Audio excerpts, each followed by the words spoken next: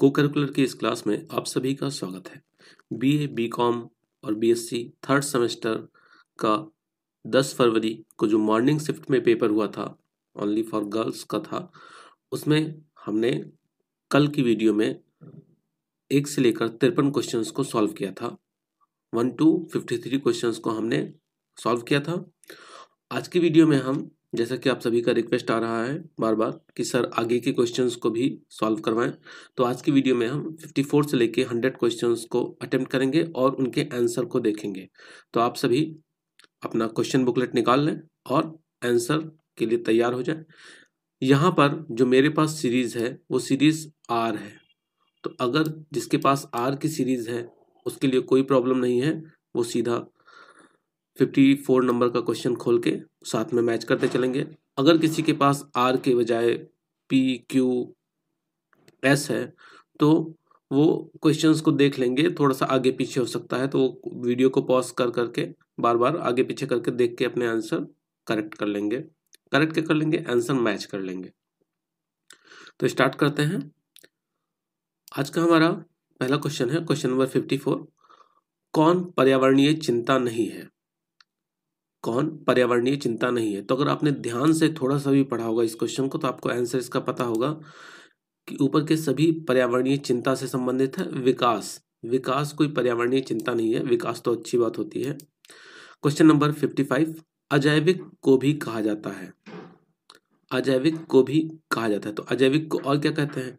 तो हमारा जो फिजिकल एनवायरनमेंट है, जैसे पानी हो गया, भूमि हो गया, ये सभी अजैविक वातावरण के अंतर्गत, अजैविक के अंतर्गत आते हैं, भौतिक वातावरण के अंतर्गत आते हैं। तो आपका ऑप्शन बी यहाँ पर सही होगा। जिसने भी ऑप्शन बी को टिक किया होगा उसका राइट आंसर, उसको 1 नंबर मिल गए। अगला क्वेश्चन है, एक पारितंत्र में पौधे होते हैं, तो पौधे क्या होते हैं? आप सभी को पता है पौधों का काम क्या होता है। पौधों का काम होता है उत्पादन करना। तो जो पारितंत्र में पौधे हैं वो किसका काम करते हैं? इकोसिस्टम में वो उत्पादक का काम करते हैं, प्रोड्यूसर का काम करते हैं। ये क्वेश्चन थोड़ा सा ट्रिकी था, जिसने भी ध्यान दिया होगा तो 100% सही हुआ होगा। पारितंत्र में द्वितीयक उपभोक्ता, सेकेंड कंज्यूमर की बात की गई है। तो देखिए प्रोड्यूसर कौन है? प्लांट्स प्रोड्यूसर होते हैं, ठीक है। उसके बाद प्लांट्स के बाद देखा जाए तो जो फर्स्ट उपभोक्ता होते हैं, प्राथमिक उपभोक्ता होते हैं शाकाहारी, क्योंकि प्लांट्स को कौन खाता है? शाकाहारी खाते हैं। तो जो शाकाहारी हो गए वो प्राथमिक उपभोक्ता हो गए। अब द्वितीयक उपभोक्ता कौन है? शाकाहारी कौन खाता है? जैसे जंगल में देखे तो हिरन है, खरगोश है, इनको कौन खाते हैं? इनको मांसाहारी जीव खाते हैं। तो ये कौन से द्वितीयक उपभोक्ता कौन से हो गए? ये मांसाहारी हो गए, ठीक है। तो यहाँ पर जो राइट आंसर होना चाहिए वो आपका होना चाहिए ऑप्शन सी, मांसाहारी। क्वेश्चन नंबर 58, निम्न में से एक वन संरक्षण से संबंधित है। Which of the following concern with the conservation of forest? तो ये जो यहाँ पे आपका ऑप्शन सी है, गिर इससे रिलेटेड है। अगला क्वेश्चन, वन्य जीव महत्वपूर्ण है क्योंकि यह भोजन का स्रोत है, भोजन व वस्त्र का स्रोत है, जीन का स्रोत है, या जैव नियंत्रण का कारक है। तो देखिए यहाँ पर जीवों की बात की गई है कि वन्य जीव महत्वपूर्ण है। तो वन्य जीव किसके लिए महत्वपूर्ण है? वन्य जीव सिर्फ भोजन के लिए तो होते नहीं है, ना ही भोजन और वस्त्र के लिए होते हैं। ये क्या करते हैं? ये बायोलॉजिकल एजेंट हैं, ये आपका बायोलॉजिकल एजेंट है ये सभी। तो आप ऑप्शन डी को यहाँ पर टिक करेंगे। अगला क्वेश्चन, क्वेश्चन नंबर 60, एक जाति जिसके विलुप्त होने का खतरा है क्या कहलाती है? तो ऐसे हम स्पीसीज को कहते हैं इंडेंजर, मतलब कोई भी ऐसी प्लांट है या जीव है तो उसे हम इंडेंजर या संकटग्रस्त कहते हैं। नेक्स्ट क्वेश्चन, क्वेश्चन नंबर 61, वायु प्रदूषक का कारक है। तो किसकी बात की गई है? वायु प्रदूषक की बात की गई है। तो वायु प्रदूषण में सबसे ज्यादा कारक कौन होता है? धुआं वायु को प्रदूषित करता है। अच्छा, मुख्य प्रदूषणकर्ता कौन है? आप सभी इसके आंसर से वाकिफ हैं क्योंकि आप सभी या हम सभी वायु प्रदूषण के ही कारक है। तो इसमें मुख्य कौन हो जाएगा? मनुष्य हो जाएगा। अगला क्वेश्चन है आपका, लाइकेन शहरों में नहीं मिलती है। तो लाइकेन शहरों में क्यों नहीं मिलती? अब किसी ने इसको अगर ध्यान से पढ़ा होगा, इसके आगे वाले क्वेश्चन को भी पढ़ा होगा, तो वो समझ जाएगा। यहाँ पर जो आपका SO2 सल्फर डाइऑक्साइड प्रदूषण है वो राइट आंसर है। इसके कारण लाइकेन शहरों में नहीं मिलती है। अगला क्वेश्चन है, प्रदूषण के कुछ विश्वसनीय सूचक कौन से हैं? तो यहाँ पर जो लाइकेन है, लाइकेन ही इसका विश्वसनीय सूचक है प्रदूषण का। तो ऑप्शन सी जिसका है उसका सही है, राइट आंसर है। देन क्वेश्चन नंबर 65, जल प्रदूषण का मुख्य कारण क्या है?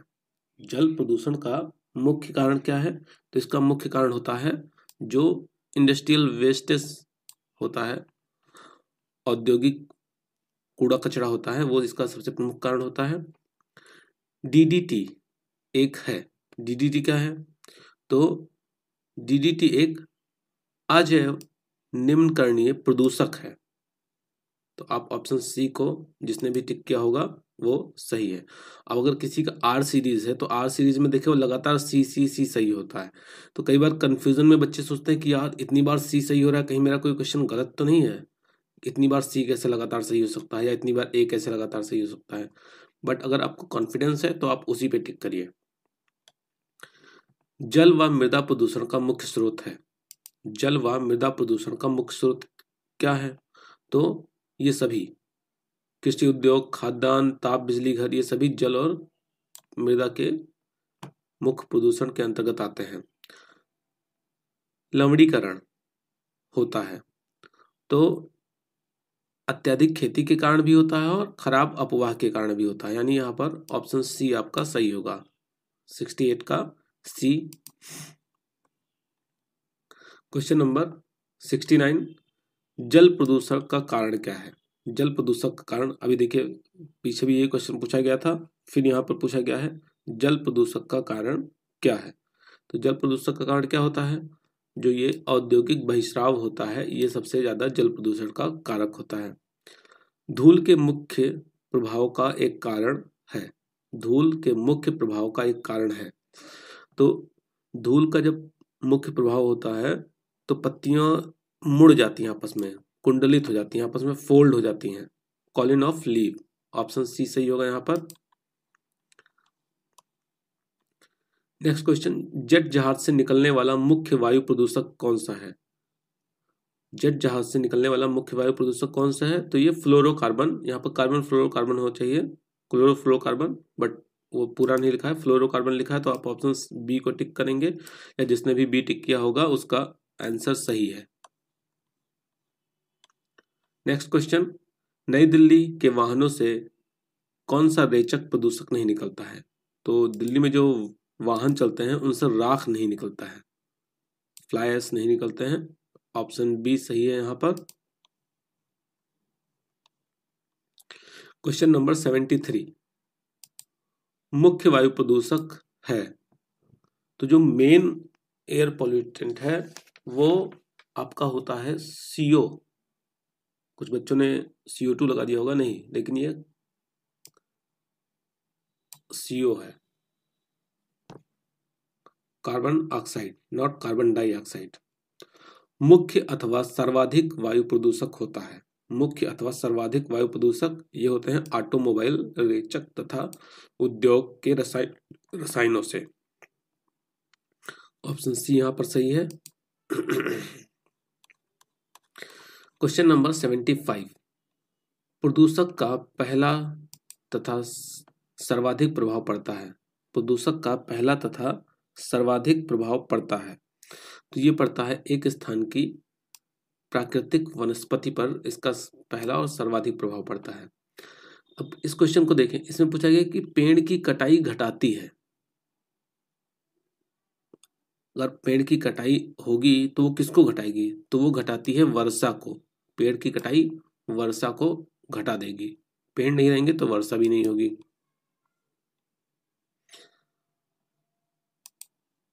वायु बिना जीवन क्या है? सभी को पता है असंभव है। जलीय तंत्र में आसानी से गति करने वाले जीव कहलाते हैं। जलीय तंत्र में आसानी से गति करने वाले जीव कहलाते हैं, तो ये नेक्टॉन कहलाते हैं। तो ऑप्शन सी को टिक करेंगे आप। क्वेश्चन नंबर 79, पारितंत्र में होते हैं, इकोसिस्टम में कौन होता है? तो इकोसिस्टम में देखिए आप, जैविक और अजैविक घटक होते हैं। अब बाकी जो चीजें नीचे दी गई हैं वो सब किसके पार्ट हैं? वो जैविक घटक के ही पार्ट हैं, लेकिन सिर्फ जैविक ही तो होता नहीं है, केवल पादप जंतु यही सब तो होते नहीं है। तो आपका ऑप्शन ए सही होगा, पारितंत्र में जैविक और अजैविक घटक दोनों होते हैं। किसी खाद्य श्रृंखला की पहली कड़ी हरे पादप है, क्योंकि वह क्या करते हैं? वह केवल उन्हीं में सूर्य के प्रकाश की उपस्थिति में वायुमंडलीय CO2 स्थिर करने की क्षमता होती है। तो आप ऑप्शन सी को यहां पर टिक करेंगे।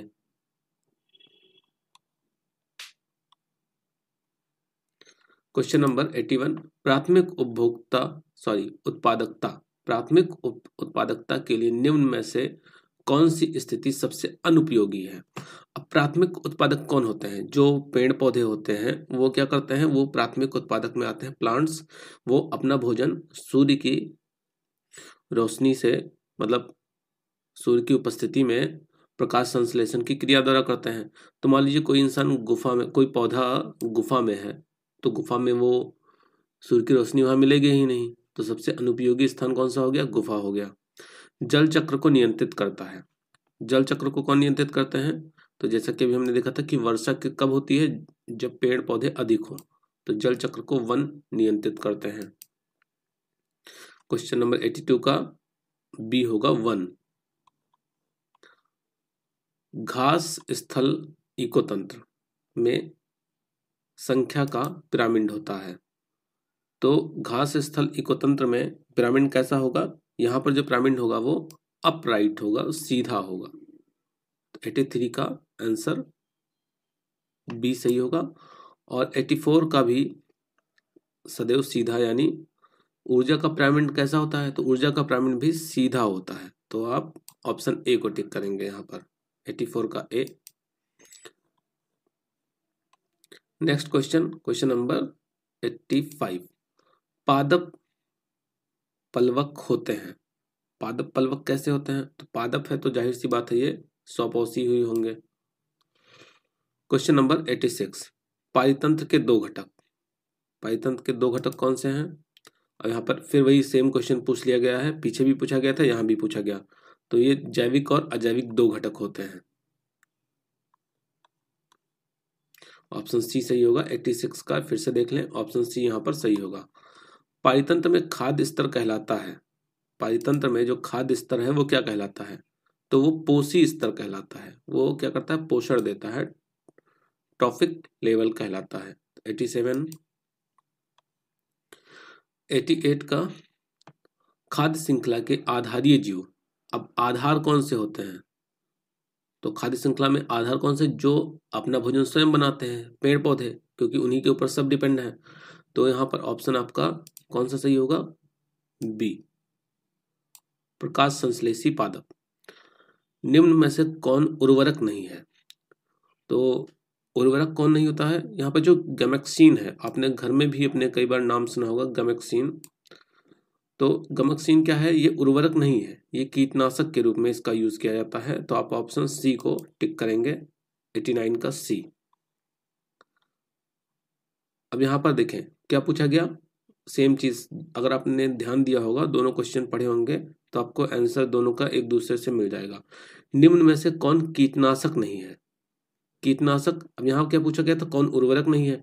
तो उर्वरक में हमने गमक्सीन लगा दिया। अब गमक्सीन अगर उर्वरक नहीं है तो यानी वो कीटनाशक है, और यूरिया अगर उर्वरक है तो यानी वो यूरिया कीटनाशक नहीं है। तो यहाँ पर क्या सही हो जाएगा? यहाँ पर आपका ऑप्शन डी सही होगा, यूरिया, क्योंकि यूरिया कीटनाशक नहीं है, वो उर्वरक है।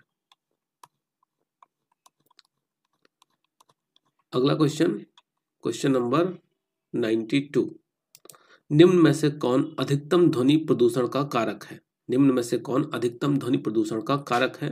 तो जो जेट फ्लाइट होती हैं वो सबसे अधिक ध्वनि प्रदूषण फैलाती हैं। तो आप ऑप्शन सी को टिक करेंगे। निम्न में से किस देश की जनसंख्या भारत से अधिक है? प्रेजेंट टाइम में तो चीन है, बट इस बार जो जनगणना होगी उसमें भारत नंबर 1 पे आ जाएगा। तो आपका 93 का ऑप्शन बी।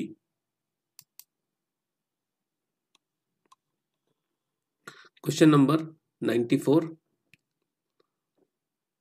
संयुक्त राष्ट्र पर्यावरण संघ किसके द्वारा शुरू किया गया? UNEP प्रोग्राम ये शुरू किया गया है, संयुक्त राष्ट्र संघ के द्वारा ही शुरू किया गया है। तो ऑप्शन बी टिक करेंगे, 94 का option B. Question number 95, Earth Hour कार्यक्रम संबंधित है। अर्थ आवर कार्यक्रम किससे संबंधित है? ये संबंधित है अर्थ के प्रति, पृथ्वी के प्रति समर्पण को व्यक्त करने का सांकेतिक कार्यक्रम है। Next question, question number 96, NGT का पूरा नाम हमने एक क्लास में भी डिस्कस किया था। एनजीटी का पूरा नाम क्या होता है? National green tribunal. Option A को टिक करेंगे, या जिसने भी किया है उसका राइट आंसर है। क्वेश्चन नंबर 97, एनजीटी ने किस सामग्री से बनी पतंग की डोर पर प्रतिबंध लगा दिया है? तो इन्होंने जो नायलॉन से डोर बनती है, जो मंझा बनता है, उस पे इन्होंने प्रतिबंध लगा दिया है। नायलॉन के साथ साथ इसमें शीशा को भी जोड़ा गया था। नायलॉन और शीशे से संबंधित कोटेड जो भी पतंग की डोर होती है उस पे प्रतिबंध लगा दिया गया है। साइबर अपराध का नियंत्रण किया जा सकता है। क्वेश्चन नंबर 98, साइबर अपराध का नियंत्रण कैसे कर सकते हैं? तो हम साइबर शिक्षा द्वारा, साइबर जागरूकता द्वारा, साइबर कानून द्वारा। तो इसका राइट आंसर होगा ऑप्शन डी, उपर्युक्त सभी। Next question, question number 99, cyber अपराधों को नियंत्रित करने के लिए सरकार ने कदम उठाए हैं। तो इसके लिए सरकार ने पुलिस थानों की स्थापना की है, हेल्पलाइन की स्थापना की है, साइबर कानून बनाकर ये सब किए गए हैं। तो उपयुक्त सभी यहाँ पर फिर से सही होगा। लास्ट क्वेश्चन है, वायु गुणवत्ता इंडेक्स। हमने एक क्लास में भी बात किया था, एयर क्वालिटी इंडेक्स क्या करता है। तो ये एयर क्वालिटी इंडेक्स, तो ये क्या करता है? ये वायु की गति में सल्फर को मापता है, सल्फर डाइऑक्साइड, और इसके साथ साथ कुछ अन्य गैसें भी हैं, उनका भी ये मेजरमेंट करता है। तो इस तरीके से आज की वीडियो में हमने जो मॉर्निंग शिफ्ट के क्वेश्चंस थे, 100 क्वेश्चंस को कंप्लीट कर लिया है। अगर आप चाहते हैं कि जो सेकेंड शिफ्ट में हुआ था पेपर, जो इवनिंग शिफ्ट में पेपर हुआ था, उसका भी आंसर की प्रोवाइड किया जाए तो आप नीचे कमेंट कर सकते हैं। मिलते हैं नेक्स्ट वीडियो में, तब तक के लिए धन्यवाद।